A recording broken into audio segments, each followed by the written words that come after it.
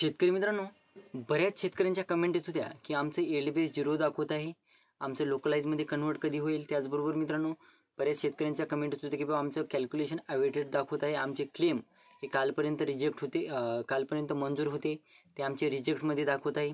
तर असे बरेच शेतकऱ्यांचे प्रश्न होते. मला इंस्टाला सुद्धा बऱ्याच शेतकऱ्यांचे मेसेज आलेले होते. तर त्याच प्रश्नांची उत्तरे आपण या व्हिडिओच्या माध्यमातून 1 ते 2 मिनिटात क्लिअर करण्याचा प्रयत्न करणार आहोत. मित्रांनो, अगोदर काय होतं, एलबीएस 0चं लोकलाइजमध्ये कन्वर्ट कधी होईल अशा बऱ्याच कमेंट आल्या मला 2-4 दिवसाच्या व्हिडिओमध्ये. तर मित्रांनो, मला या कमेंट आल्या काही शेतकऱ्यांचे की बाबा आमचे एलबीएस 0 आहे, 10 ते 15 दिवसापासून ते कन्वर्ट होत नाही लोकलाइजमध्ये. परंतु मित्रांनो, अशा काही कमेंट ह्या आलेल्या असताना देखील मला इंस्टाग्रामला तिकडे बऱ्याच शेतकऱ्यांचे धन्यवादचे मेसेज आलेले आहेत की बाबा आमचं जे एलबीएस 0 दाखवत होतं आजपर्यंत ते एलबीएस 0मधून आमचं लोकलाइजमध्ये दाखवण्याला सुरुवात झालेली आहे. कालपासून बऱ्याच शेतकऱ्यांच्या मॅसेज आलेले आहेत पर्सनली इंस्टाग्रामला की आमचं लोकलाइजमध्ये कन्वर्ट झालेलं आहे, धन्यवाद, तुम्ही माहिती दिली होती ती बरोबर आहे वगैरे वगैरे. परंतु मित्रांनो, तुमचे देखील अशी प्रकारचे प्रॉब्लेम असतील की एलबीएस 0 वगैरे असे दाखवत असेल तर मित्रांनो, काहीही काळजी करायची नाही. आपण कालच्या एका व्हिडिओमध्ये माहिती घेतली होती की जेव्हा पीक विम्याच्या निधीमध्ये वाढ होईल तेव्हा एलबीएस 0मधून तुमचं लोकलाइजमध्ये कन्वर्ट होईल. पण याची एक अट आहे मित्रांनो, तुम्ही 2 क्लेम केलेले नसावे. त्यानंतर मित्रांनो, तुमचं क्लेम हे रिजेक्टमध्ये नसावेत.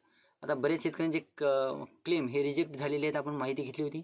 तर तुमचे क्लेम हे रिजेक्ट लिस्टमध्ये नसावे, तुमचे क्लेम मंजूर झालेले असावे, तरच तुमचे एलबीएस 0मधून तुमचं लोकलाइजमध्ये कन्वर्ट होणार आहे. त्याचबरोबर मित्रांनो, काही शेतकऱ्यांचे प्रश्न होते की आम्हाला पोस्ट हार्वेस्टचा वगैरे पीक विमा कधी मिळेल.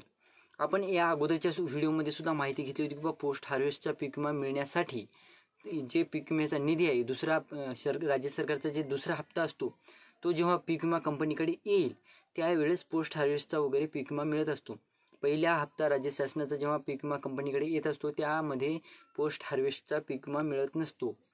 ही गोष्ट लक्षात ठेवा मित्रांनो. जेव्हा आता राज्य शासनाचा दुसरा हप्ता मिळेल तेव्हा पोस्ट हार्वेस्टचा वगैरे पीक विमा मिळेल. त्यानंतर मित्रांनो, आता सध्याच्या स्थितीमध्ये बऱ्याच जिल्ह्यातील शेतकऱ्यांचं पीक विमा वाटप हे राज्य शासनाने कंप्लीट घोषित केलेलं आहे. परभणी झालं, इकडे लातूर वगैरे जिल्हा झालं. तर मित्रांनो, त्या जिल्ह्यातून सुद्धा अद्यापही बरेच शेतकरी वंचित आहेत पीक विम्यापासून. लातूर जिल्ह्याचा टॉपिक वेगळा ठेवूया मित्रांनो, कारण की लातूर जिल्ह्यामध्ये पीक विम्यासाठी बरेच शेतकरी अद्यापही वंचित आहेत. बऱ्याच शेतकऱ्यांना अद्यापही पीक विम्याच्या रकमा वितरित झाल्या नसल्यामुळं लातूर जिल्ह्यातील शेतकऱ्यांना परत एकदा निधी मंजूर करण्यात येणार आहे. लातूर जिल्ह्यातील शेतकऱ्यांनी काही काळजी करायची गरज नाही. तुम्ही वंचित राहिलेल्या शेतकऱ्यांसाठी वेगळा निधी मंजूर करण्यात येणार आहे. इतर जिल्ह्यातून सुद्धा असाल तुम्ही कॅल्क्युलेशन अवेटेड वगैरे दाखवत असेल तर चिंता करू नका. या अगोदरच्या व्हिडिओमध्ये आपण सविस्तर माहिती घेतलेली आहे. तर ही होती छोटीशी माहिती मित्रांनो. व्हिडिओ आवडला असेल तर लाईक करा, चॅनलला सबस्क्राईब करा आणि जास्तीत जास्त शेतकऱ्यांपर्यंत पोहोचवण्याचा प्रयत्न करा. धन्यवाद.